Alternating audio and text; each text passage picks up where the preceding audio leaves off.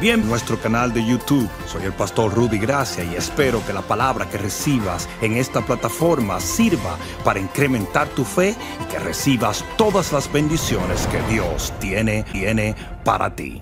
Dios te bendiga. Hola, soy el pastor Rudy Gracia. En este día hay un elemento primordial para que tú logres alcanzar todas las cosas que Dios tiene para ti, y es la fe. Y la fe viene por el oír y el oír la palabra de Dios. Por lo tanto, en los próximos minutos tú vas a recibir literalmente una inyección de fe a través de la revelación de la palabra, y con ella podrás obtener todo lo que Dios tiene para ti. En el nombre de Jesús y para la gloria de Dios, hoy yo decreto sobre tu vida que el Señor hará grandes cosas a través de la fe que ahora revive en tu interior para alcanzar todo lo que Dios tiene para ti. Dios te bendiga. Vamos a buscar en Segunda de Crónicas capítulo 20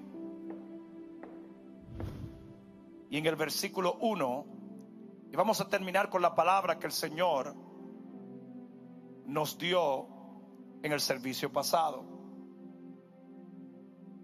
Capítulo 20, versículo 1 de Segunda de Crónicas, dice la palabra de Dios: pasadas estas cosas, aconteció que los hijos de Moab y de Amón, y con ellos otros de los amonitas, vinieron contra Josafat a la guerra. Y acudieron algunos y dieron aviso a Josafat. ¿Contra quién vinieron a la guerra? ¿Contra quién? Contra Josafat. Dice, diciendo: contra ti, porque todo el mundo lo sabía, viene una gran multitud del otro lado del mar y de Siria, y he aquí que están en Hazezón Tamar, que es en Gandí. Entonces él tuvo temor, y Josafat se humilló su rostro para consultar a Jehová, e hizo pregonar ayuno a todo Judá. Versículo 12 dice: oh Dios nuestro, ¿no los juzgarás tú? Porque en nosotros no hay fuerza contra tan grande multitud que viene contra nosotros. No sabemos qué hacer, y a ti volvemos nuestros ojos. Y todo Judá estaba en pie delante de Jehová, con sus niños y con sus mujeres y con sus hijos.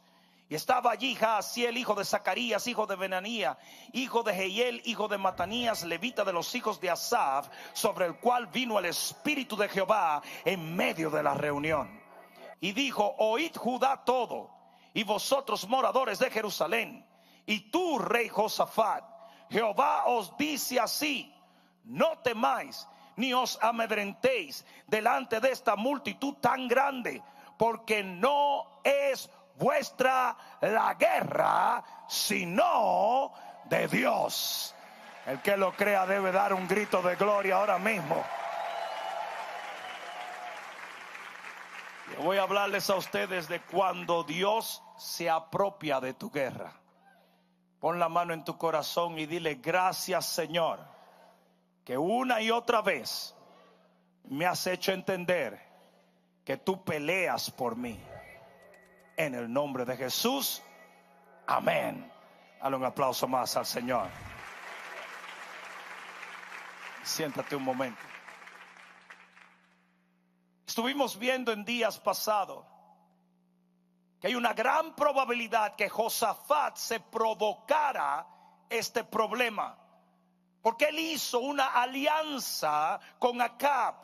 Acab era un rey que había dejado de servir a Jehová porque contrajo matrimonio con una mujer llamada Jezabel, que secretamente adoraba a Baal.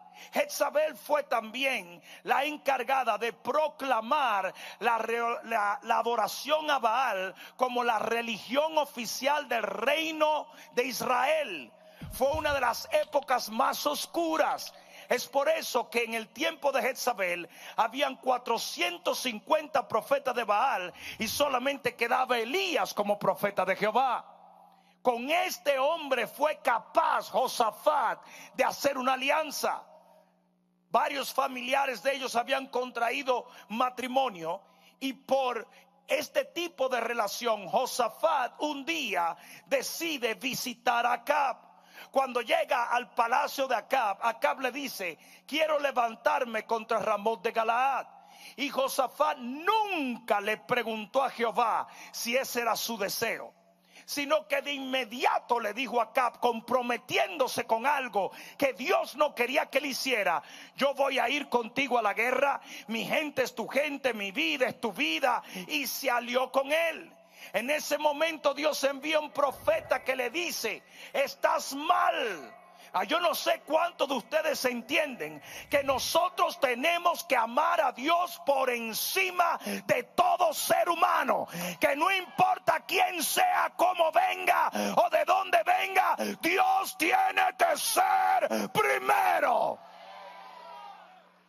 Y mucha gente que hoy en día está en serios problemas por alianzas que Dios nunca aprobó. ¿Alguien está entendiendo esto? Dios tiene que ser primero. Él tiene que ser el alfa, Él tiene que ser el omega. Él tiene que ser el principio, tiene que ser el final. Él tiene que ser el eje por el cual gira nuestro mundo. Él tiene que ser todo para nuestras vidas.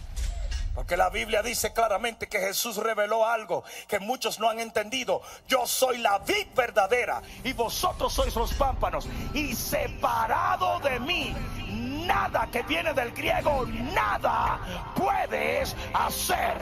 ¿Alguien está entendiendo eso? Tú no puedes vivir sin Jesús. Tú no puedes triunfar sin Jesús. Tú no puedes bajo ninguna circunstancia tener una relación con Dios sin Jesús. Tienes que tener mucho cuidado con qué tipo de alianzas tú haces con los hombres, porque nuestro primer pacto es con Dios. Esto está por encima del pacto de hermandad, del pacto familiar, de cualquier tipo de pacto que tú tengas, aún del pacto matrimonial. Porque Jesús lo dijo claramente: nadie puede amar a padre, a madre, hermano, hijo, esposa, esposo más que a mí. Porque si así es, ya no es digno de mí. Dile al que está a tu lado: Jesús es suficiente. Si tú no amas a Dios de esta manera, tú no amas a nadie. ¿Sabes por qué? Porque tratando de complacer a la gente, si dejas de complacer a Dios, le estás haciendo un daño a aquellos que estás tratando de ayudar. Alguien debió decir amén aquí. Que la Biblia dice claramente que Jesús reveló algo que muchos no han entendido: yo soy la vid verdadera y vosotros sois los pámpanos, y separado de mí nada, que viene del griego nada, puedes hacer. ¿Alguien está entendiendo eso? Cuando el enemigo se levanta contra ti, usted tiene que tomarlo en serio. Y usted tiene que saber que hay que cambiar ciertas conductas y ciertas cosas y hacer muchas cosas diferentes. ¿A quién yo vine a hablarle hoy? Y Josafat comienza a hacer ciertas cosas que cambiaron por completo toda la situación. Porque del versículo 1 al versículo 15, la manera en que Josafat se mueve delante de Dios hace que el Señor se aparezca y le diga: pásame esta guerra. De ahora en adelante esta guerra no es tuya, ahora es mía. Y yo siempre gano. ¿Hay alguno aquí que pueda decir amén? Y tú sabes lo que tú necesitas cuando las situaciones son mucho más serias de las que el hombre puede solucionar. Tú necesitas que Jehová se apropie de tu guerra. Porque Él es soberano. No hay una guerra que Él no gane. No hay una necesidad que Él no pueda proveer. No hay una angustia que Él no pueda transformar en paz. No hay una enfermedad que Él no pueda transformar en salud. No hay... ¿Alguno va a decir amén o qué? ¡Aleluya! Y eso fue lo que hizo Jehová. Le dijo: Josafat, se levantaron contra ti, pero ahora mismo yo quiero que tú me des la guerra. Porque la guerra no es tuya, la guerra es mía ahora. La guerra es mía. Y muchos de ustedes han estado luchando guerras que deberían estar en las manos de Jehová. Dios puede hacer en 10 segundos lo que a ti te tarda 10 años. Y tú tienes que aprender a caminar como Josafat caminó, hasta que Dios se adueñe de tu guerra.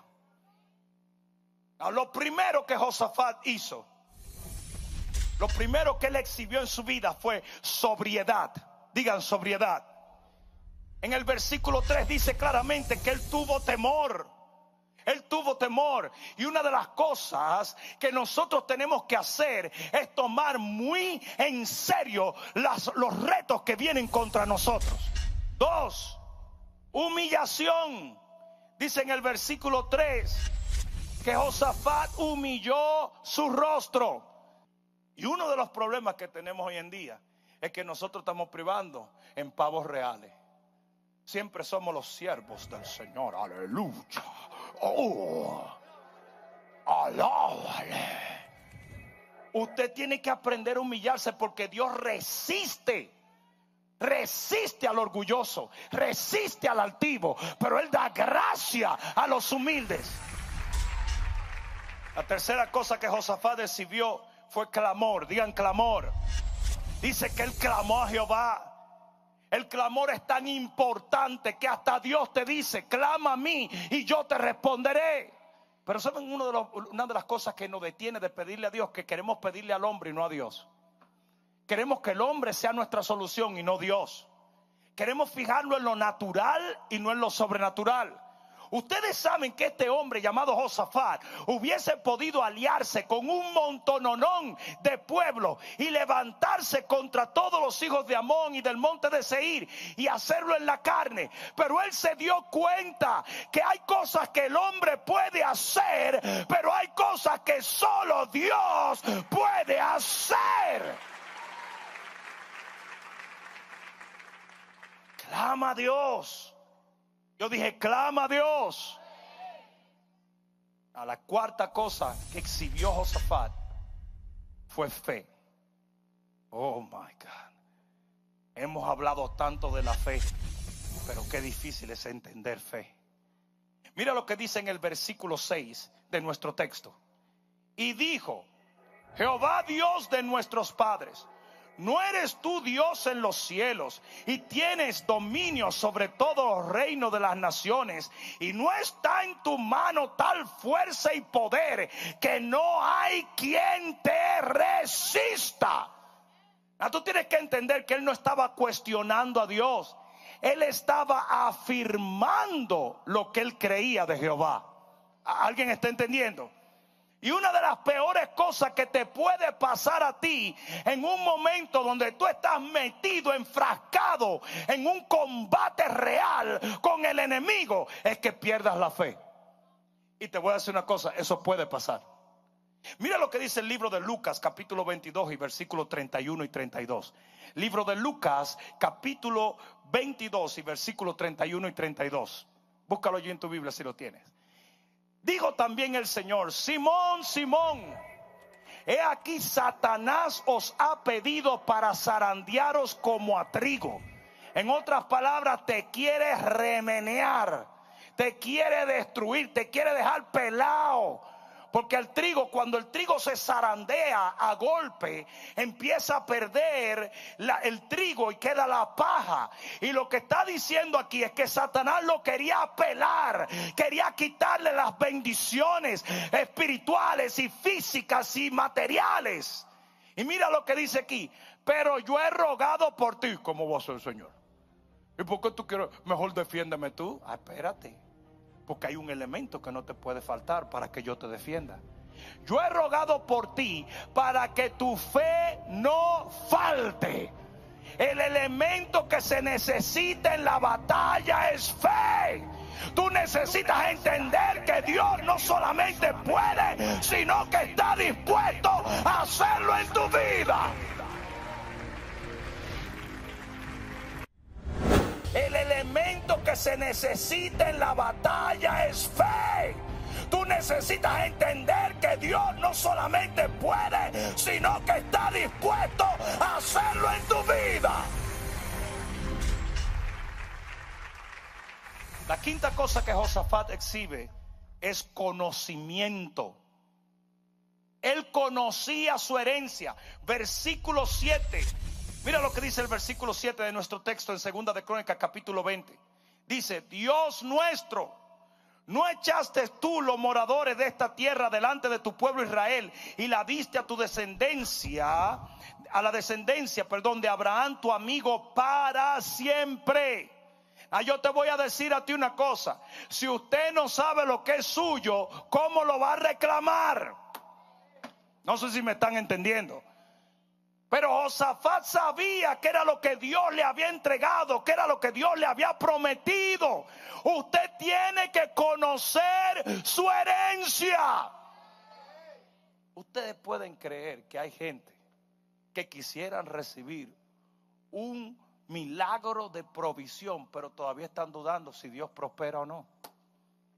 ¿Cómo tú crees que Dios puede hacer el milagro? No sé si me están entendiendo. Mira lo que dice en el versículo 10 y en el 11. Dice: ahora pues, he aquí los hijos de Amón y de Moab y los del monte de Seir, a cuya tierra no quisiste que pasase Israel cuando venía de la tierra de Egipto, sino que se apartase de ellos y no lo destruyese. He aquí ellos nos dan el pago, viniendo a arrojarnos de la heredad que tú nos diste en posesión. En otras palabras, Josafat sabía lo que era de él, lo que Dios le había entregado, lo que Dios le había prometido, lo que Dios le había dado. Lo que la gente necesita hoy es saber qué fue lo que Jesús compró en la cruz del Calvario, porque si él pagó por ello, tú no tienes que pagar más por ello.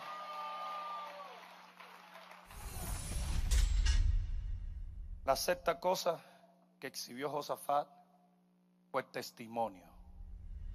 En el versículo 8 dice claramente, oye bien: y ellos han habitado en ella y te han edificado en ella un santuario a tu nombre.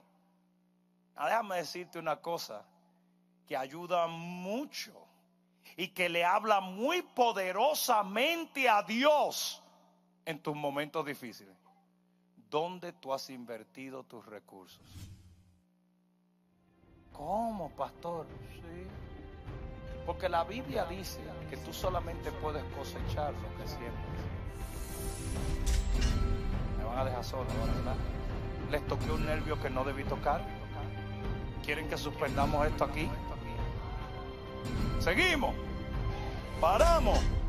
Seguimos.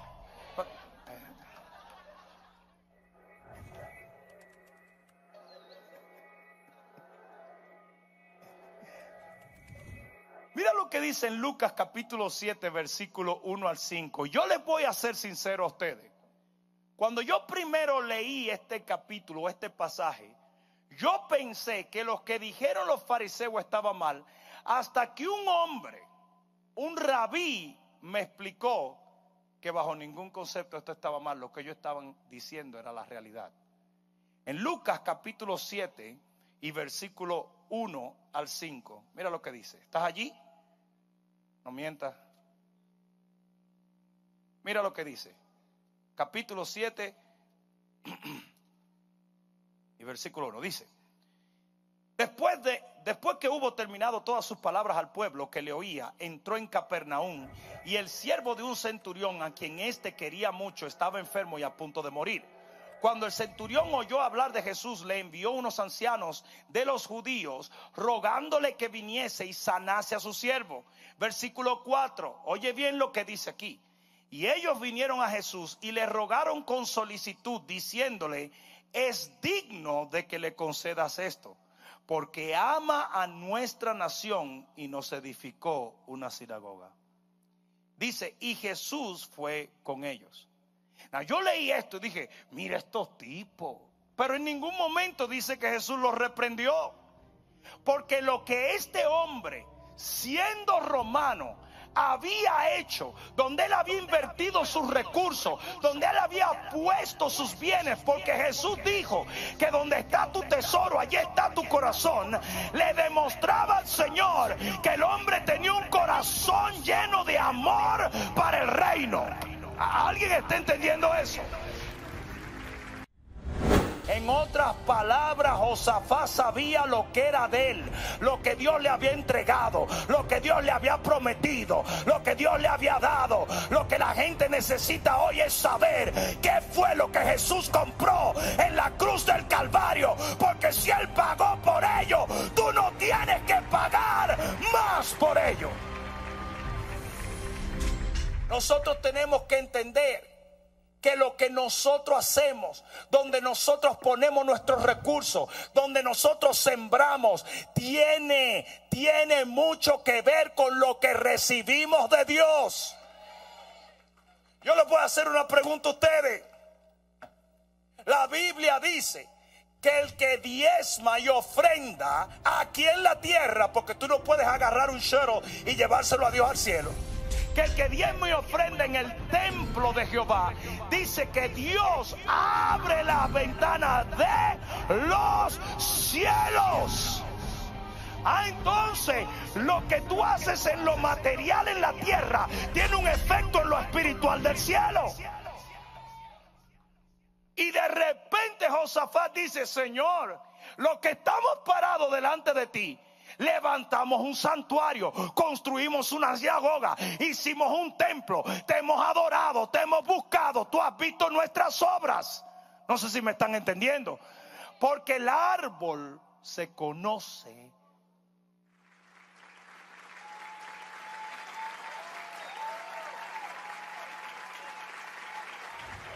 Aquí va de nuevo, el árbol se conoce ¿por qué? Vuelvo otra vez, el árbol se conoce ¿por qué? Cuando Josafat se para delante del Señor, necesitando que Dios se apropiara de su guerra, había un testimonio de que él había puesto sus recursos a favor de edificar el reino de los cielos. Y siempre tiene que haber un testimonio en tu vida, porque si a ti te vale gorro la casa de Jehová, no pretendas que Dios te va a hacer mucho caso a tu casa. Y eso fue el principio que se enseñó en el libro de Ageo. En el libro de Ageo el Señor le dijo: todos ustedes están dejando mi casa abandonada y están corriendo a su propia casa y tienen casas lindas, invierten dinero, las tienen artesonadas, pero mi casa está desierta. Dice: y por eso yo cerré los cielos, no hubo lluvia, no hubo fruto. Cuando Josafat se para, él tiene un testimonio tangible de haberle sido fiel a Dios con sus recursos. El Señor dijo: no amen de labios ni de oídos, sino con hechos y obras. Lo que habla en la vida de un cristiano son los hechos y las obras, que son producidos de un corazón correcto. ¿Alguien está entendiendo eso? O sea, tampoco es, no, porque yo estoy dando tanto. Si lo das con un mal corazón, no diste nada. Pero cuando el corazón y las obras se juntan, entonces estamos hablando de algo poderoso para mover el cielo. ¿Alguien está entendiendo eso? Y termino con esto. La séptima cosa que Josafat exhibe delante de Jehová, que cambió toda la atmósfera y hizo que Dios tomara la guerra que era de Josafat, dicho por la misma Biblia, y se apropiara de esa guerra. Él exhibió una comunión o una relación con Dios. Porque dice, y no solamente él, el pueblo que estaba con él, porque recuerden que no era solamente él. En el versículo 9 de nuestro texto, y con esto termino, mira lo que dice la palabra. Dice: si mal viniere sobre nosotros, o espada de castigo, o pestilencia, o hambre, nos presentaremos delante de esta casa y delante de ti, porque tu nombre está en esta casa. Y a causa de nuestras tribulaciones clamaremos a ti, y tú nos oirás y nos salvarás. Ellos entendían lo importante que era tener comunión con Dios, que era acercarse al templo, que era adorarle a Él, sacrificar para Él. Ellos entendían y tenían una revelación de que Dios estaba en el templo. Eso es algo que está mucho más allá de su tiempo. Ellos decían, vamos a entrar a tu casa y nos vamos a acercar a ti. Esa revelación no lo tenían muchos, porque en aquel entonces se creía que solo el sumo sacerdote se acercaba a Dios. Pero ellos tenían una revelación de lo que era comunión con Dios. Y ellos acostumbraban todo el pueblo a entrar a la casa, sabiendo que se acercaban a Dios, a orar, a pedir, a clamar, a encontrarse con Dios.